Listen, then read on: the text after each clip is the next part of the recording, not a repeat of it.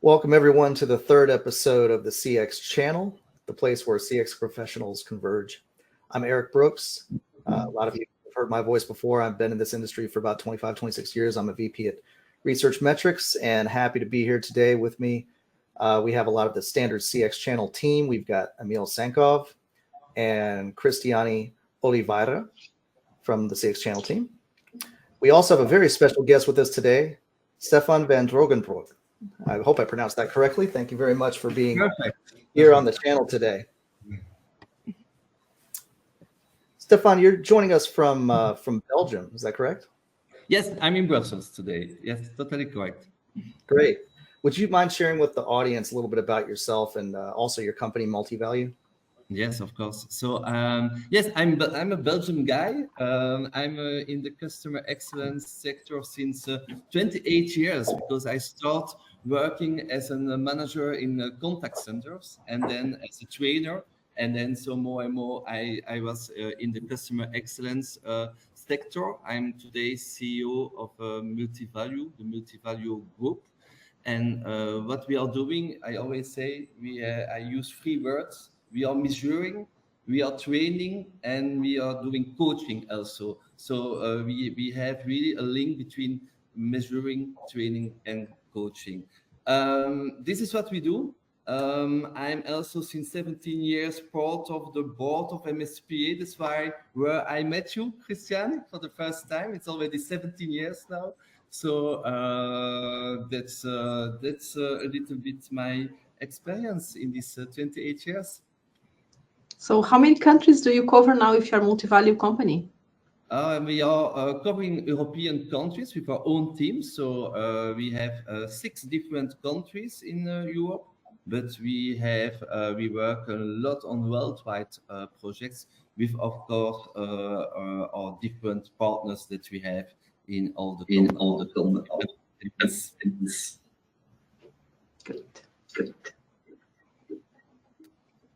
Great. Cristiane, we've got some people here, I'm sure, who will be joining who have never heard this podcast before. Would you mind talking a little bit about yourself and your background? Yes, of course. So I'm Cristiane. I'm based in Lisbon, Portugal. I have been working in the customer experience business for over 20 years. I have been also involved with the MSPA for 17 years as Stefaan. I was president in 2011. Currently, I'm preparing trainings for the association. Besides my role at the CX team, I also work at the International Customer Experience Institute.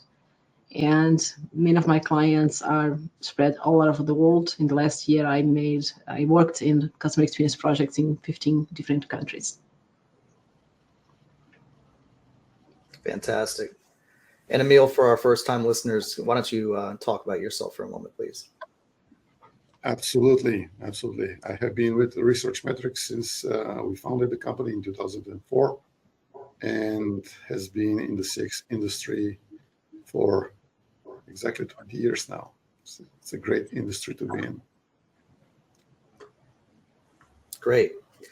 Okay, well, today we're going to be discussing our latest study using our aspect-based sentiment analysis methodology. And on the previous episodes with the Synergistic CX podcast here, we've been analyzing online reviews of thousands of different locations at various micro industries.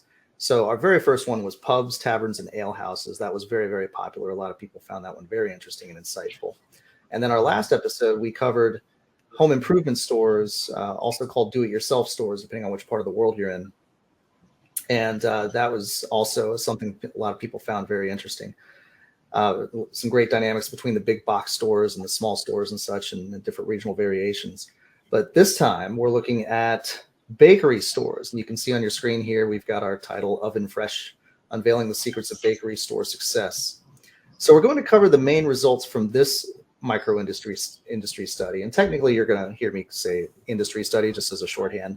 But when I say industry study, I'm talking about this particular micro industry of bakery stores. We'll cover the marketing mix. We're going to talk about the customer journey and the various touch points of this industry. And then we will get to what we call our moment of truth and really see what is the CX looking like in this particular industry, or at least how our customers perceiving it. We'll then move into discussions about a voice of the customer survey, and we'll get to our conclusion. We'll have some conversation here, and especially with our special guest, Stefaan and Will, where we will dig deep into the insights of this industry and how we can use various CX methodologies to help measure precisely and also improve the CX in, for example, a bakery store. We're going to have detailed results, as always, of this study available on our website, cx-channel.com. That's cx-channel.com. You can download this month's magazine, which will have this industry study in it, and also some quotes and excerpts from this podcast. You can download that for free on our website. And again, that's cx-channel.com. All right. So, Emil, do you want to take over here and talk about our objectives with this particular study? And let's dig in and see what we find. Absolutely. There's a couple of objectives that we want to accomplish with this study, and ultimately what we want to do is we want to understand this micro industry from the standpoint of anything which relates to and pertains to customer experience, ultimately down to the moment of truth. So what we're aiming to do is to uncover the impact of the industry, investigate response strategies, decode the marketing mix in bakery retail, map the customer journey, and ultimately identify levers for improvement, as we like to call those. So this is pretty much what we're going to cover during this podcast, in this 3-part podcast. All right, so traditionally, we'll start with the big picture, and here I'll first cover the industry study sample. And our samples worldwide geographic structure is separated into 3 primary zones: the Americas, APAC, Asia Pacific, and EMEA, Europe, the Middle East, and Africa. And as you can see on the smaller pie charts, each zone is further broken down into specific regions. The composition of the sample indicates prevalence of bakery shops in certain regions, such as EMEA and to some extent North America, whereas others like Middle East and Africa seemingly have less of those establishments. The sample is the set of places chosen for the study, and I'm going to read out the sample parameters here just to be precise. We are looking at a universe of a little bit over 135,000 bakery stores, bakery shops around the world, and from those we have extracted 2,671 to participate in our sample. This gives us a confidence level of 99.5% with a margin of error of 2.5%. And we will be, in the online reviews and ratings, we will be diving into a data set of 8,541 reviews. So that is the study sample in a nutshell, high level. Then moving on to the star ratings. As we know, the star ratings in online reviews and ratings is a system that allows customers to evaluate product, service, or business on a scale typically from 1 to 5 stars. And here what we can see is the distribution of bakery store ratings shows a notable variations in the 5-star ratings, indicating fluctuations across various geographic areas. What we can see here for the first time, this is our 3rd industry study, and when I see the first time, among the first 3, we see a variation in the star ratings distribution in the 5 stars. And, what we can see in more detail is that EMEA is pretty much at par with the global indicator, whereas we can see that Americas show better performance with regards to 5-star scoring, and APAC shows a lower performance on the 5-star scale compared to the other regions. This is compensated in the 3-star scales. In contrast, the Americas score above average on the higher scales. That's pretty much the big picture that we see.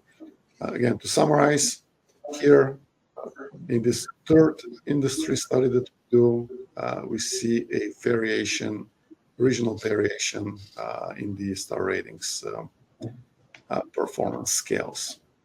That's really interesting. The APAC region's got quite a much lower percentage of 5-star ratings. I wonder, are they that much more of a discerning customer, or is that an opportunity for improvement even more so than in the other regions?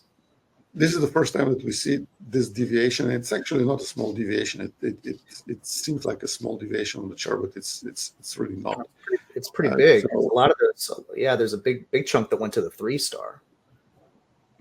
It did indeed. So this, we didn't do a deep dive in this specific micro industry study with regards to what are the drivers from a regional standpoint. But this is a takeaway from this industry study, something that we need to do for the upcoming micro industry studies when we start seeing these deviations to add a segment which dives deeper into the drivers on a regional level. Yeah, either way, it seems like there's a big opportunity coming up for this industry with respect to the APAC region. Yes, indeed. Yes, indeed. Okay, so next we will move to the critical review response time KPI, or CRRT KPI, which measures how quick a business responds to a critical review. And these are the reviews rating with 1 and 2 stars. This KPI is a key in customer relationship management as it reflects the business dedication to address complaints and issues promptly.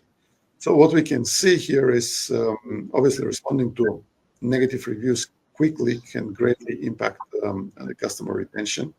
And what we can see here is that 82% of all critical bakery reviews never receive a response. This, as Erik, as you mentioned, this another significant opportunity for improvement. And as we can see on the smaller charts, smaller pie charts, this pattern is consistent across regions with deviations as well. And the deviations here is, as we can see, Americas and APAC are relatively consistent around the 10% response rate, whereas in EMEA we have almost double response rate to these critical reviews.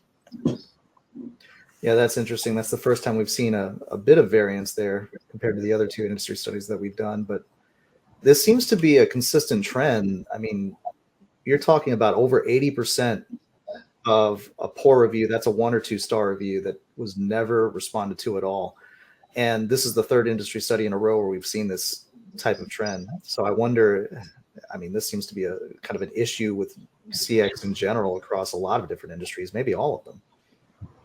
Yeah, that's correct. As our audience can watch on the previous episodes of our podcast, the vast majority of businesses do not respond to ratings, even when customers write comments, detailed comments about it.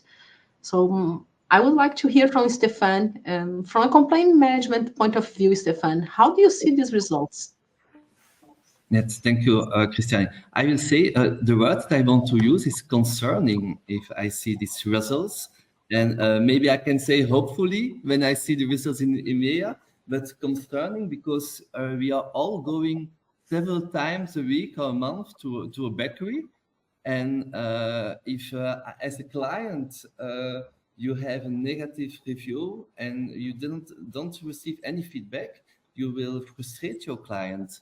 And this is here in most of the cases, we see that we will frustrate the clients because we didn't reply on this review. So I'm really concerned when I see this today, and this have a very important impact on the reputation of the different bakeries, because we all know that I always say it's like a visit card, the reviews. And if you see that these reviews didn't receive a response, it's linked it on the reputation of each bakery. Yeah, and particularly considering if you speak here in EMEA, but it's true also in other businesses, in other regions, I mean. This is a business that attracts a lot of tourists. And many of them, when they are searching for a place to go, of course, location is everything. If you are close to the Louvre or if you are in Barcelona, the location is really important, but a lot of customers, more and more, they research online about the places to go. And if they see a lot of places with negative reviews and without any comment on that, that will definitely impact their choice. Yes, totally agree. Yes, I think we can conclude, being this is the third micro industry that we are studying in such level of detail, that the critical review response time is clearly an overlooked KPI. We see consistent poor results with regards to responding timely or responding at all, in this case, to critical reviews. Absolutely, because what I see here, Emil, is that when an organization has a communication channel open, in this case, it is a communication channel because customers are giving feedback to the company and they simply ignore it, it's really concerning. Yeah, I think the big question is, do the bakeries see the importance today of these reviews and why they need to answer these reviews? I don't think if I see these results. So it's really concerning. It is indeed. It is. I know, like here in the US, for example, most people buy their general bread products day to day from the supermarkets, so the big stores where everything is. Your visits to a specific bakery are going to be for most of the time for special occasions. You want a birthday cake, or it's Christmas time and you're doing special pastries or something like that. Or you want to pamper yourself, right? Yeah, at that point, and at that point, a lot of times people are looking to spend some money on something, significant, or something that's, of great value to them. It's a special occasion, something like that. And these reviews are critical in forming an impression of where you should go. And it just seems like a really simple thing that could be addressed. As we all know, just personally, if you're looking at reviews from a location and you see on Google or Yelp or somewhere, if you see a 5-star review, that's great. If you see a 1-star review, you immediately take a step back and say, well, I need to read this. Let me see. And so you do. And then if you see a response and it sounds like a reasonable response, like give us a call, we'll work it out. Even if it's just something basic like that, you completely change the perception of that 1-star review to, okay, well, maybe they just had a small flub. It was just an isolated incident.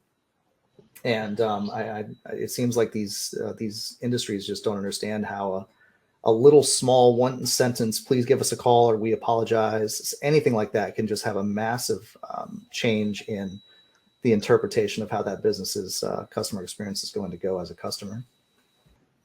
And it is not only this industry, is what we see consistently.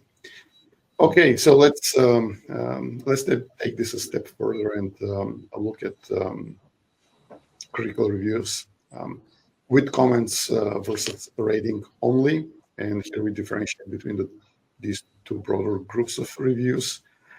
So for the first time, viewers' reviews with comments are those reviews where customers provide written feedback along with their rating. The comments can range from positive to negative, giving specific details about the experience.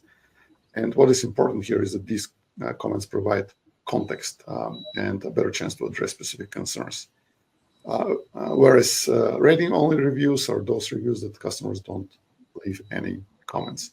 So obviously, businesses tend to respond more frequently to reviews with comment compared to those with ratings only. It is almost self-evident why, because those are more contextual. But yet, even if we take a step further and dive into those reviews, We do see that the reviews with comments do get more timely responses, almost 4 times more timely responses. But again, when we look at the regional breakdown, we still see the same and almost identical regional, I would say, differentiation that we saw earlier.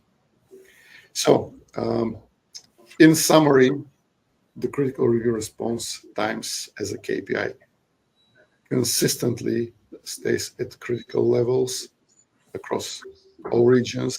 We do see different deviations, but the big picture is consistently, not only in this micro industry, but across all industries that we have reviewed so far, consistently poor performance of this KPI.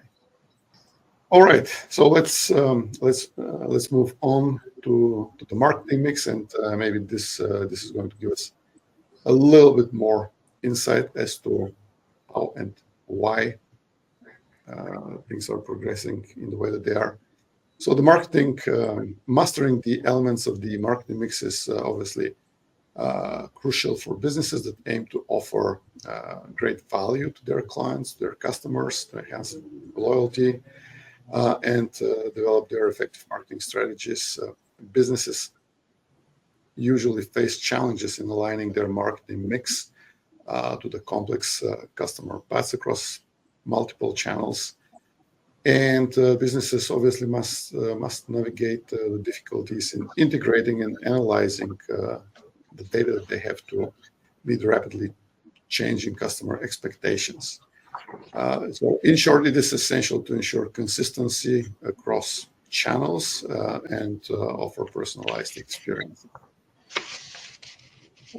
What does it mean? When we look at the marketing mix elements, this is what customers talk or care about.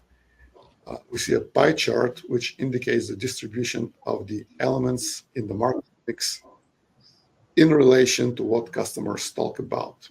So here we use the 7P marketing mix, which is the extended version of the traditional 4P concept. This 7P marketing mix includes the following 7 elements: product, price, place, promotion, people, process, and physical evidence. This model provides a more comprehensive framework for businesses to evaluate and improve their holistic marketing strategies.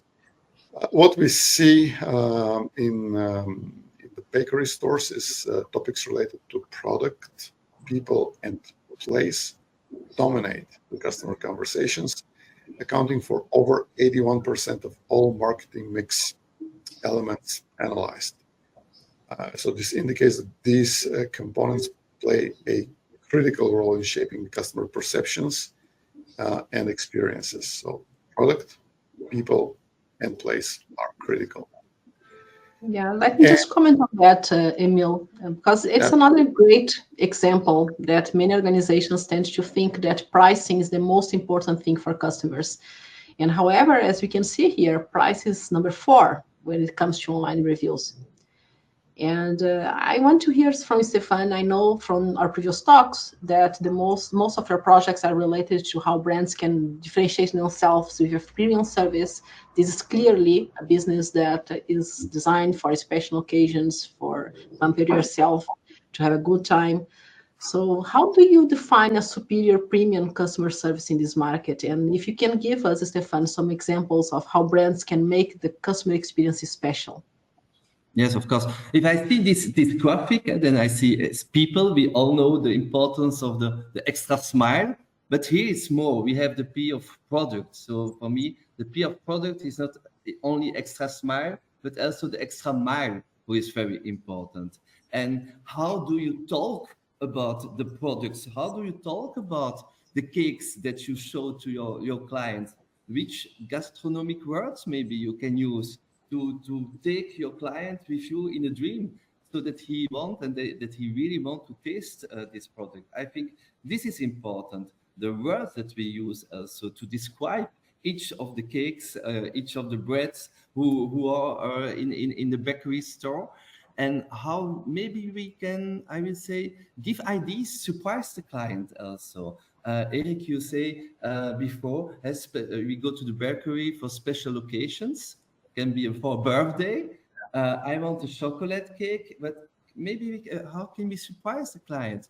Do you know that with the chocolate cake we have maybe a crème anglaise or a fruit coulis that you can combine with your chocolate cake, and this will give you really so you can surprise your client in the taste of your products. There are more possibilities. I think I'm thinking about if I have my birthday party. With my chocolate cake, well, I want to combine a good bottle of sparkling wine or champagne. So maybe in the bakery you can combine this, and you can give suggestions also to the client about this. And this is all about products. This is all about products. You can discovering new products to your clients. I think bakeries is an ideally shop where you can do degustations. Yeah, you can ask to your client after that do you want to degustate one of our biscuits? What do you think about this biscuit? It's you have so many opportunities to recommend and to degustate new products also. So we really need to use this. The P from product is so important here. And the P of people, so I will say, like I say in the beginning, not only the extra smile, but look for the extra mile in your product. Yeah, fantastic. I agree with you because it should be a special moment. It should have a nice ambience. It should have the nice mood. And for that, the interaction with employees is really important to make you exciting about your purchase. You're not thinking about the pricing in the first place. No, that's true. Yeah, you a lot of times. Sorry, go ahead, Stefan. No, but I always say, especially in a bakery, make fans of your clients and fans. If I'm a fan, I try this. I have good experience, and I learned or I degust a new product. And if I'm happy, then I'm a fan. And during my birthday party or during a meeting with my team, where we all do a degustation of the cakes, I will talk about which bakery is it. You need to go there. So you need to create fans, and this is the best promotion that you can have, I think, for bakeries. It's true, and I entertain a lot of friends. As you know, I have 3 daughters, and with all the school activities, etc. It's interesting to see that every time you have special items in any party, you have a lot of people asking where this product came from. And if you are a happy customer, you'll be happy to recommend it. This is a business that serves a lot in terms of recommendation. Mm-hmm. Well, it certainly is the first micro industry that has this overwhelming prevalence of the product in the mix compared to the pubs, taverns, ale houses, and the home improvement stores. This is the first time that we see this prevalence of the product. But I really like what Stefan mentioned about making the customer fans and delivering the extra smile. So let's just dive into the marketing mix one dimension deeper, and just so we can understand which details do customers prioritize, what can make the customer smile. And this is the marketing mix elements and features. So as we saw, the product, people, and place are key topics most frequently discussed by customers. But within those, the significant product range and variety, product quality, and sales staff customer service are especially pronounced. And if we take a look at the percentage numbers in the table to the right here on this slide, we see that in product, the range of baked goods is close to 20% of the topics that customers discuss, and the quality is pretty much there as well. It's almost 20%. Same goes with the customer service, almost 20%. So these are the top 3 features of significance, of critical significance, that create the smile: product range and variety, product quality, and sales staff customer service. What's really interesting here too is with the comments that you were mentioning, Stefan, the people here have such a massive impact on a bakery experience, because not only are they baking the food, right? There's obviously that portion, but they're a big part of the selling experience, because a lot of times with a bakery, bread is but if you're buying a cake or you're buying pastries or something like that, and there's stuff on display, you don't know what's inside of it. And so you can see it. And, I've walked into a bakery before, and people, you're in line, and then you show up and they're like, okay, what do you want? And it's like, well, I've got no idea. There's 15 chocolate things here, but what's in that? What's in that? You start asking, and, you have a great opportunity there for the person who's helping you to really upsell and describe everything and talk about the quality. We make this by hand, and we grind this up ourselves. And there's a massive opportunity for the people to impact the customer experience in a big way here, not only with respect to the interaction, but they can tell you about the product quality, which people are going to talk about. They can tell you about why their bakery is better than other bakeries. They can tell you about the different ranges and make you understand what people are talking about here on the marketing mix elements and features, that range of baked goods. You get an explanation of, well, yes, there's that cake, but also there's these 3 other ones that have the same filling, but they have different outsides. So they walk you through that range, and you might not even be aware of all the products they had, even though you're looking at them. And so there's a big chance here for the people to really make an impact. Yes, and if I can add to 2 important things, Erik, I think it's really, because we are doing a lot of studies on this, and what do we see? The importance that the employees, the people, they know their products. That's very important, that they know their products. And we need to be sure that the employees who are in these stores, that they have the occasion to degust each product, that they can explain what is in it, what is their own experience of each product. This is so important. And on another side, like you mentioned, degustations. But degustations, you need to do it on a good moment. Today, when a lot of shops, they are giving a degustation at the end, when the client paid already. So you degust a new product, but you paid already. So it's too late. It's good for your customer experience, yes. But if you do it before that the client pay you, then you can ask, what do you think of this degustation? What do you think of this chocolate? And you can talk about it, and you have an opportunity to do additional sales. And we see that in this kind of sectors, you can really do between 10 and 20% of additional sales on products. If you do the degustation and you are asking a reaction of your client, what do you think about the chocolate? And this is important, to do it before the client is paying.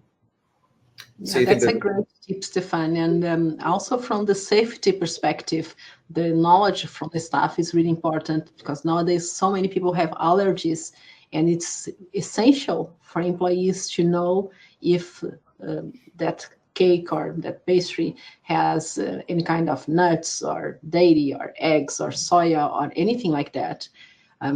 As any smart lady, of course, I have a favorite bakery, and for me, it's really special when I arrive and they already know that I'm allergic to nuts. They already know my preferences, but they also know what type of new products I can taste at the store to get the flavor of new experiences. So knowledge of staff is definitely something that's very important for safety of their customers.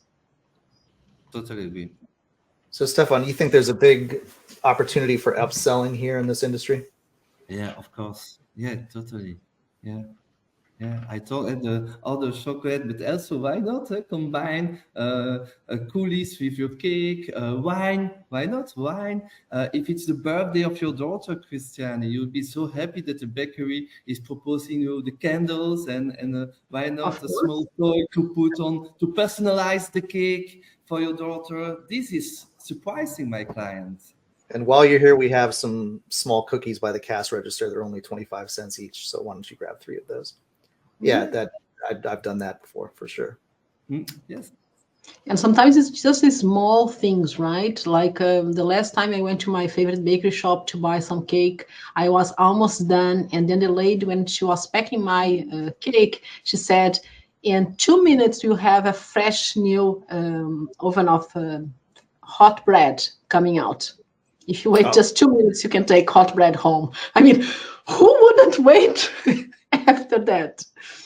Yep. Yep.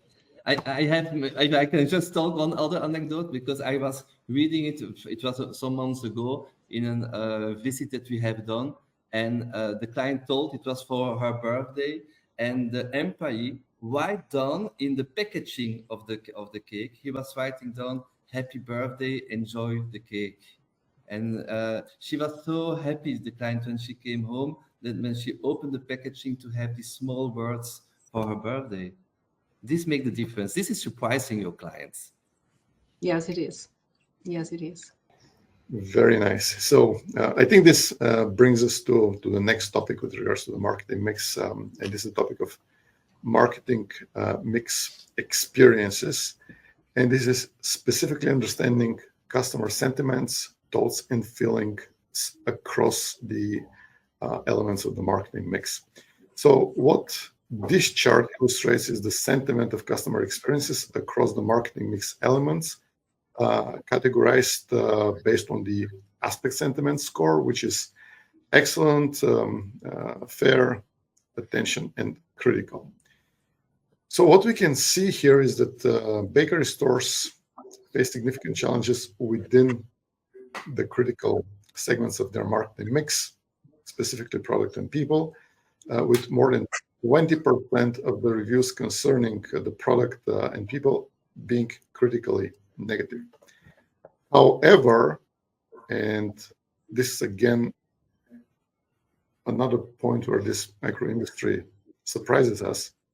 However, we see that process and price, while these are smaller in the overall mix, have close to 50% of all reviews being critical, and or close to the critical range. And this is surprising, and it shows a trend, consistent trend within process and price. It is evident that there are considerable opportunities for improvement that could boost overall satisfaction. And this is just pure operations, process and price. So with that, we will wrap up this first section of the podcast, and let me just highlight some key takeaways of what we have uncovered in the data. So I have 5 key takeaways. I'm going to breeze over them. Number 1, the need to align the marketing mix and the customer needs. We do see specifically in the areas of the marketing mix experiences that there's a lot of opportunity for alignment, especially in process and price. We need to focus on product and people, and primarily in product, people, and place in general. As we said, these constitute more than 80% of all topics discussed. So there's clear weight within those 3 Ps. Enrich product variety, quality, elevate staff service, and obviously ambience is something that is critical here. Tackle negative feedback and seize any opportunity to enhance the customer experience. These are the key takeaways that we can extract from the data that we have discussed so far. So, Erik, back to you. Yeah, thank you very much. That concludes part 1. Stay tuned for part 2, where we'll dive into the customer journey of bakery stores and also talk about the steps and activities and touch points, and also a starter voice of the customer survey.